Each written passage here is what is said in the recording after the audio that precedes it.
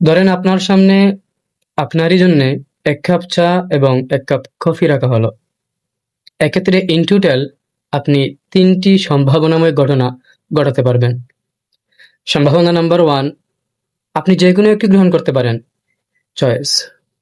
সম্ভাবনা number two, আপনি দুটোই নিতে পারেন, ইনক্লুশন। অ্যান্ড সম্ভাবনা নাম্বার থ্রি, আপনি একটাও না নিতে পারেন, রিজেকশন। প্রথম ক্ষেত্রে আপনি যেখানে একটি বিকল্প বেছে নিলেন, এজ আ কানেক্টর আপনি ইউজ করতে পারেন either dot dot or.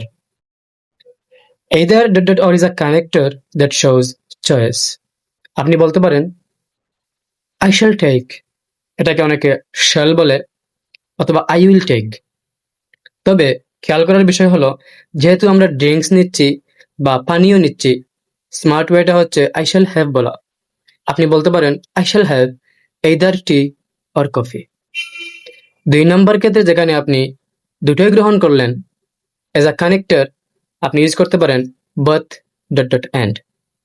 Both dot dot and is a connector that shows inclusion, অর্থাৎ আপনি একসাথে দুটোই নিচ্ছেন, আপনি দুটোকেই সমান ইম্পর্টেন্স দিচ্ছেন। ইটস ওকে, আপনি খেতে চান দুটোই, আপনি বলতে পারেন I shall have both tea and coffee। তিন নম্বর ক্ষেত্রে আপনি যেখানে একটাও নিলেন না, you can use neither dot dot nor।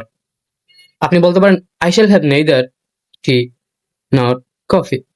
আমি না নেব চা, না নেব কফি।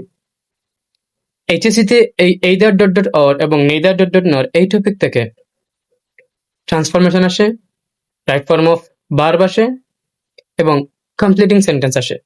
একটু ভালো করে খেয়াল করলে কিন্তু এগুলো পারা যাবে। Thank you.